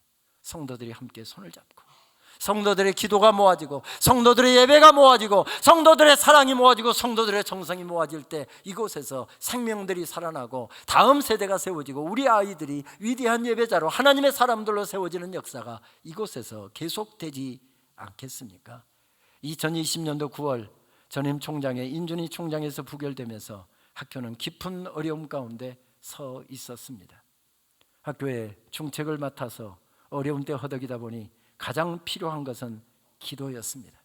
당시 학교도 새벽 기도회를 말씀드렸던 것처럼 모이지 못하고 이렇게 어려운데 기도까지 다 끊어졌다고 생각하니까 하나님, 내 한 사람의 기도만으로는 어려운데 주님, 기도하는 사람들을 붙여주십시오 하고 기도할 때 하나님께서 제게 주신 아이디어가 기도 후원 동역교회 프로젝트였습니다. 이 프로젝트는 일주일에 한 번 교회 일꾼을 키우는 장로의 신학대학교를 위해서 교회가 기도해 주시는 것입니다. 그러면 신학교는 교회를 위한 신학을 하고 있으니까 교회를 위해서 그 교회 기도 제목을 받아서 일주일에 한 번 정도에는 예배에서 새벽 기도에서 그 교회를 위해서 기도하는, 기도로 함께 협력하는 기도 후원 동역교회 프로젝트를 시작하자. 너무 많으면 또 학교도 소홀히 할 수 있어서 60교회를 제안을 했더니 어떤 목사님은 왜 우리 교회를 뺐습니까? 우리 교회도 넣어주십시오 해서 지금 64개 교회가 함께하고 있는데, 거룩한빛 문정교회에서도 기도 후원 동역교회로 함께 동역해 주셔서 얼마나 감사한지 모르겠습니다. 왜 그렇습니까? 우리는 함께 하나님의 역사를 세우고 교회를 세우고 가정을 세우고 자녀들을 세우는 역사를 우리 심장에 더운피 식는 그날까지 우리에게 수행해야 될 사명이 주어졌기 때문에 그렇습니다. 오늘 말씀이 그러잖아요. 내가 하나님을 그렇게 섬기고 그 신앙을 너희 아이들에게도 전해주어라. 그 전해주는 방법이 구체적으로 다양하게 제시가 되잖아요. 오늘 그 방법을 그대로 할 수 없다 할지라도 무슨 이야기죠? 아이를 세우기 위해서 모든 것을 총동원하고 모든 것을 다 힘을 쏟아서 감당한다고 한다면 세워지는 역사는 계속될 것이다라고 하는 약속이지요. 제 총장 집무실 책상 중앙에는 한 십자가 작품이 놓여 있습니다. 정지연 작가의 통곡하는 여인이라고 하는 작품입니다. 사실은 한 10여 년 전 학교 개교기념 행사에서 젊은 작가들이 십자가를 만들어서 전시하는 작품전이 있었는데 그때 전시되었던 작품이었습니다. 한 달여 전시되는 동안 그 바쁜 와중에도 저는 전시에 10대 번은 가서 서보았던 것은 바로 저 십자가 사진 때문이었습니다. 다시 한번 방송실 좀 그림을 보여주시겠습니까? 한 여인이 강대상 앞에 엎드려 기도하고 있습니다. 근데 얼마나 눈물로 기도했는지 그 앞에 눈물이 흥건하게 고여 있습니다. 통곡하는 여인. 저것은 제 어머니 이야기거든요. 어머니가 꼭 새벽마다 강대상 앞에 엎드려서 기도하면 더 하나님이 잘 들어주실 것인지 어머니는 꼭 강대상 앞에 방석 하나 갖고 와서 엎드려서 저렇게 기도하셨거든요. 기도하시다가 울지 않고 기도를 끝낸 날이 거의 없으셨거든요.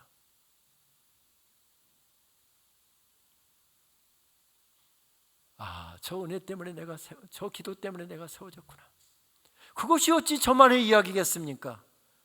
우리 담임 목사님 유정상 목사님의 어머니의 이야기고 우리 고향 사모님의 어머니 이야기고 장로님들의 어머니의 이야기고 권사님들의 어머니의 이야기고 앞서 누군가가 우리를 위해서 눈물로 기도했던 그 아름다운 기도가 있어서 제가 여기 서 있고 우리가 여기 지금 서 있는 거 아니겠습니까?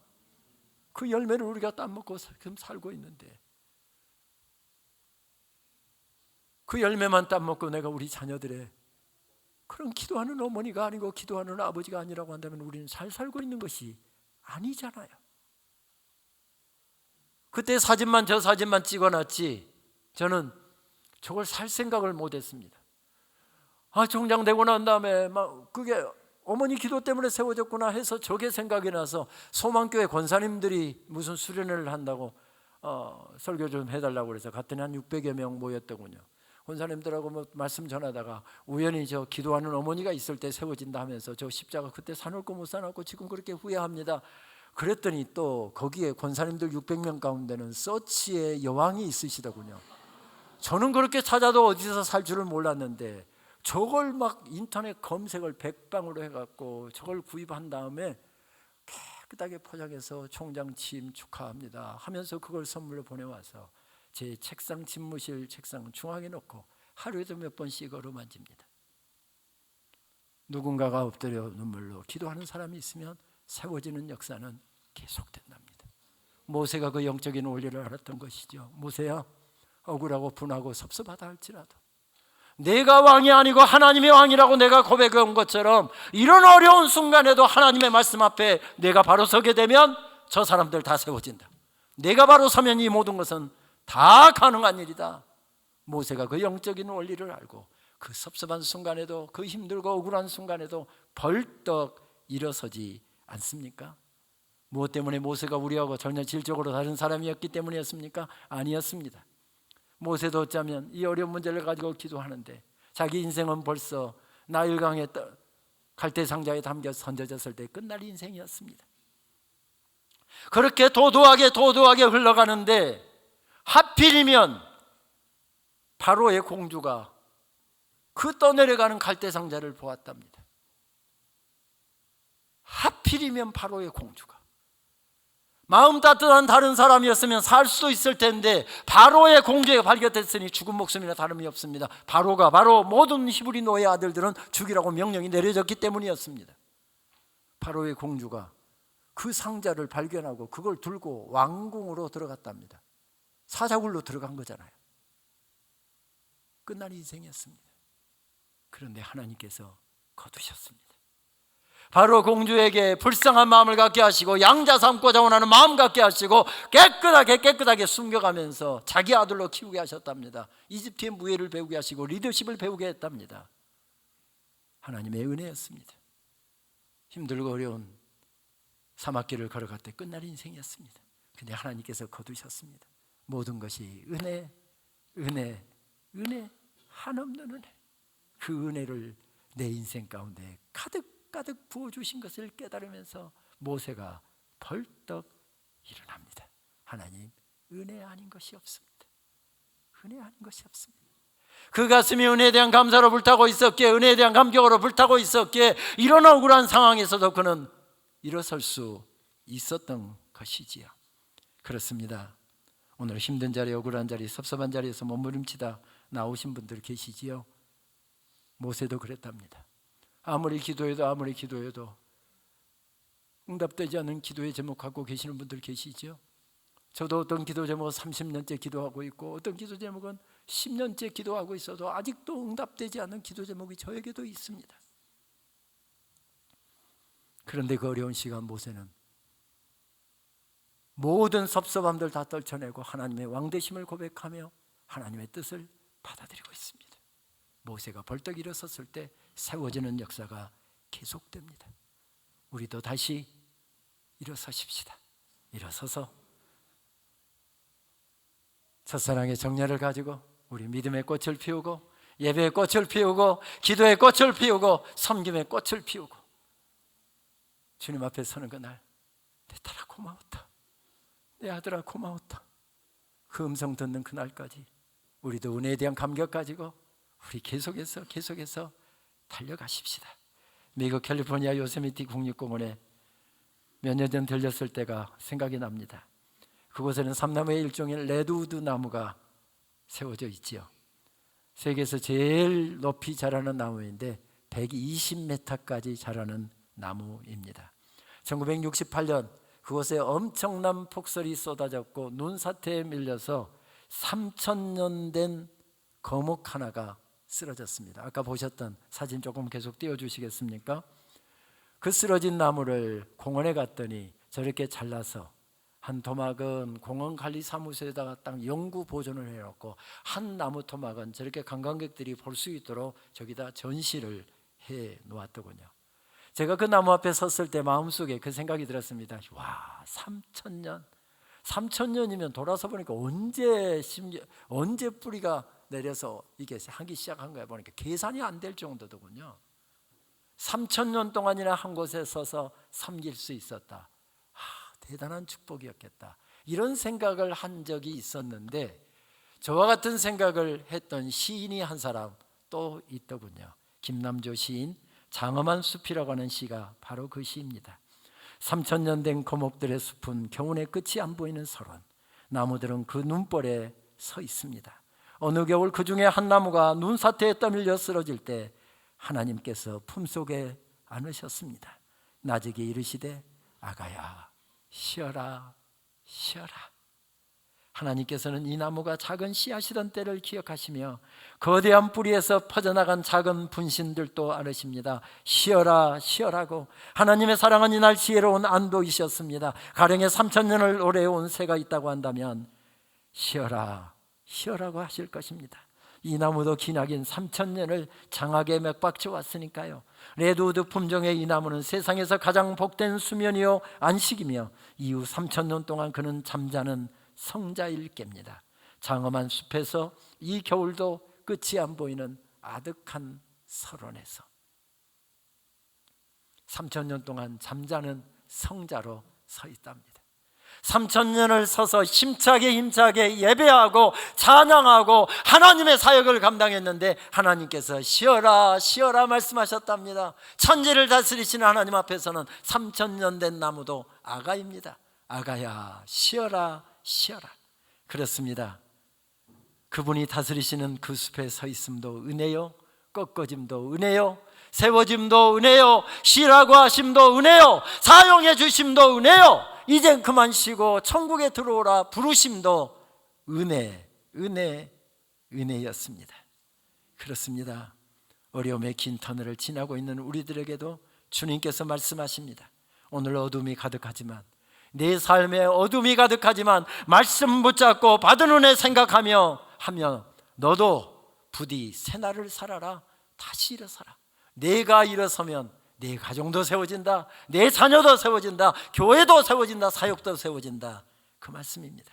그렇습니다. 하나님의 놀라운 은혜를 돌이켜보면 모세도 그렇고 우리도 그렇고 올려드릴 찬양은 한 가지밖에 없는 것 같습니다. 오늘 숨을 쉬는 것 감사, 나를 구원하신 것 감사. 내 뜻대로 안 돼도 주가 인도하신 것 모든 것 감사. 내게 주신 모든 것 감사. 때론 가져가심도 감사. 내게 고난 주셔서 주 뜻 알게 하신 것 모든 것 감사. 우리 같이 찬양하며 나가도록 하겠습니다. 주님 감사해요. 주님 감사해요. 내가 여기까지 온 것도 은혜입니다. 주님 감사해요. 주님 감사해요. 나를 사랑하신 주 사랑 감사. 우리 다 함께 일어나셔서 찬양하실까요? 오늘 숨을 쉬는 것 감사. 숨을 쉬는 것 감사. 나를 구원하신 것 감사.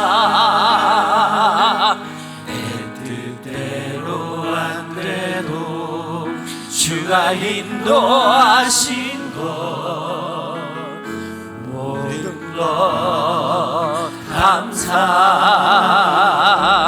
내게 주신 모든 것 감사. 때론 가져가심도 감사. 고난 주셔서 주 뜻 알게 하신 것 모든 것 감사. 주님 감사해요.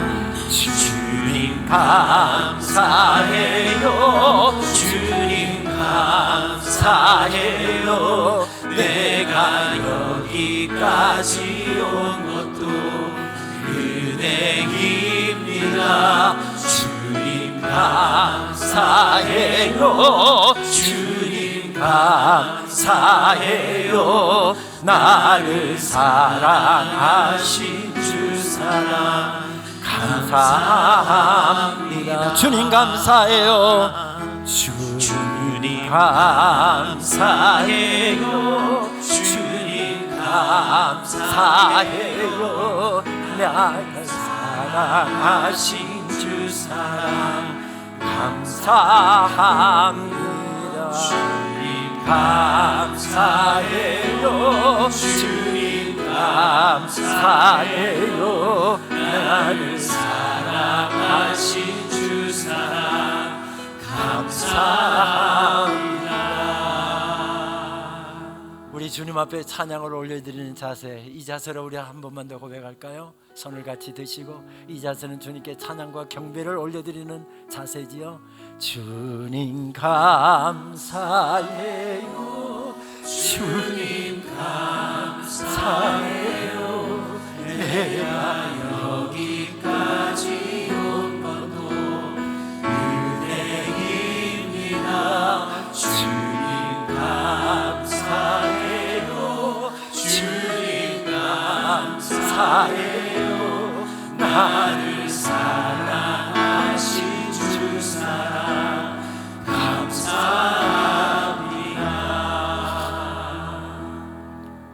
모세가 그 말씀 듣고 일어섰다네요. 내 사랑하는 아들아, 네가 바로 서면 이 모든 것은 다 가능해진다. 너희 가정이 세워지는 것, 너희 자녀들이 세워지는 것, 교회가 세워지는 것, 사역이 세워지는 것, 하나님의 역사가 세워지고 하나님의 나라가 세워지는 것 다 가능해진다. 하나님, 우리도 다시 일어서게 하여 주옵소서. 첫사랑의 정열로 일어서서 이제 믿음의 꽃을 피우게 하여 주옵소서. 더 소담한 기도의 꽃을 피우게 하여 주옵소서. 더 아름다운 주님이 받으신 시간 예배의 꽃을 피우게 하여 주옵소서. 주여, 내가 바로 서겠습니다. 내가 하나님의 영광이 되는 사람, 살아있고 충만한 사람, 하나님의 영광이 되는 사람, 주여, 내가 되겠습니다. 내가 가정을 세우고, 내가 자녀들을 세우고, 내가 주님의 주의 종들을 위해서 기도하고, 주의 사역과 주의 교회를 위해서 기도하고, 내가 바로 그 사람 되겠습니다. 우리 주여 한번 크게 한번 우리 부르짖으시고 우리 합심해서 결단하면서 기도하겠습니다. 주여!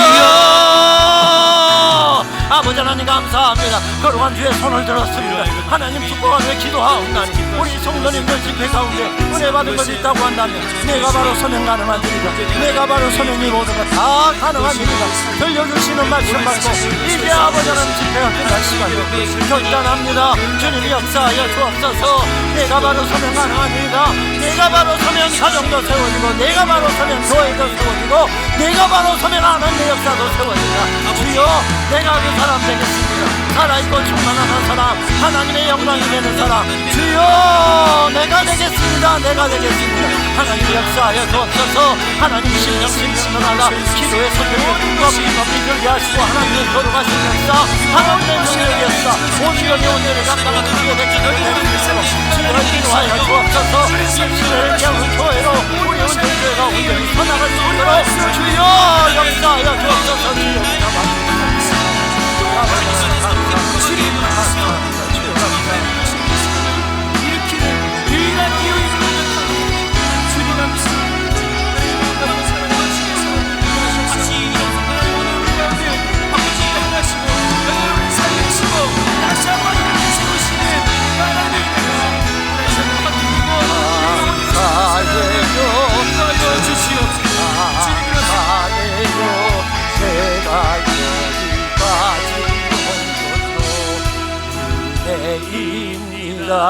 주님 감사해요.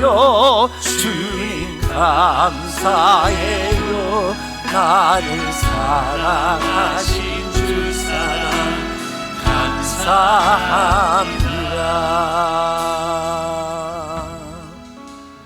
사랑하는 여러분, 지난 사흘 동안 늦은 시간까지 긴 말씀, 긴 예배 드리시느라고 참 수고하셨습니다. 오늘로 집회는 다 끝이 났습니다. 그러나 여러분, 중요한 것은 집회를 하는 것이 중요하지 않습니다. 예배를 드리는 것이 중요하지 않습니다. 설교를 듣는 것이 중요하지 않습니다. 은혜를 받는 것이 중요하지 않습니다. 중요한 것은 은혜를 받은 다음이 중요하고, 말씀을 들은 다음이 중요하고, 예배를 드린 다음이 중요하고, 집회를 한 다음이 중요합니다. 첫사랑의 정열로 우리 다시 믿음의 꽃들을 피워가십시다. 섬김의 꽃들을 더 소담하게, 더 아름답게, 주님 활짝 미소 지으실 만큼 그렇게 더 아름답게 꽃을 피워가십시다. 지금까지 참 아름답게 주님 섬겨오신 여러분, 주님께서 칭찬해 주시기를 바라고, 우리는 과거를 들먹거리면서 사는 사람이 아니라 현재를 사는 사람이기에 주님 다시 오시는 그날까지 그런 역사 잘 감당해 가실 수 있게 되기를 바랍니다. 아버지 하나님 감사합니다. 지난 사흘 동안 우리 인생길에 허락해 주신 수만 가지 은혜 떠올리며 주님 행복했습니다. 주님 감사합니다. 그 은혜 잊지 않고 남은 인생길도 더 씩씩하게, 더 힘있게, 더 능력있게 주님 섬겨갈 수 있도록 역사하여 주시옵소서. 거룩한 민운정교회가 참 아름다운 교회로 지난 5년 동안 신실하게 주님 섬겨오게 해주셔서 감사합니다. 한국교회가 여러 가지로 어려울 때에 아버지 하나님, 우리 운정교회가 모델과 같은 교회 되게 하여 주시옵소서. 믿음의 역사가 있고 사랑의 수고가 있고 소망의 인내를 가지고 힘있게 하나님 섬길 때 잃어버린 영혼들이 주께 돌아오고, 하나님 상처진 영혼들이 주님 앞에 치유함을 받고 하나님의 놀라운 은혜로 구원받고 하나님을 예배하고 하나님을 섬기는 놀라운 역사가 힘있게 진행될 수 있도록 인도하여 주시옵소서. 우리 장로님들을 우뚝 세워주셔서 감사합니다. 안수 집사님들, 권사님들, 집사님들을 우뚝 세워주셔서 정말 주님 감사합니다. 신실한 종들에게 믿음 세하지 않게 하시고 고백 약해지지 않게 하시고 날마다 뜨거운 가슴으로 하나님의 역사를 감당하는 귀한 종들 되게 하여 주시고, 종들이 서 있는 곳에, 종들이 땀 흘리는 곳곳에서 하나님의 역사가 세워지고 하나님의 영광이 우뚝우뚝 세워지는 역사 있도록 주장하여 주옵소서. 특별히 영적 지도자로 세워주신 유정상 목사님을 위해서 기도합니다. 아버지 하나님, 주님께 온 마음을 두고 지난 5년 동안 신실하게 사역하고 섬겨올 수 있도록 도와주셔서 감사합니다. 주님 앞에 늘 무릎 꿇고 사역할 때에 하나님 사역의 능력을 허락하여 주시고 성령의 거룩한 기름 부으심을 허락하여 주시어서 하늘빛을 머금는 사역이 될 수 있도록 주여 은혜를 베풀어 주시옵소서. 종에게 말씀의 권세를 허락하여 주시어서 눈물로 준비한 말씀 이 강단에서 선포할 때마다 아버지 하나님 상한 심령들이 주함을 받고 아버지 하나님 방황하던 영혼들의 방황이 끝나게 하여 주시고 하나님 앞에 우뚝우뚝 세워지는 놀라운 역사가 힘있게 진행되게 하여 주시옵소서. 하나님 앞에서 몸부림치며 애롭게 달려갈 때 수많은 돕는 이로자들을 허락하여 주시옵시고 마음이 통하고 비전이 통하는 좋은 동역자들을 허락하여 주시어서 행복하게 주님 섬기는 목사님 되게 하여 주시고 행복하게 주님 섬기는 우리 운종교회 성도님들 다 될 수 있도록 역사하여 주시옵소서. 아멘. 예수님의 이름으로 기도하옵나이다. 아멘.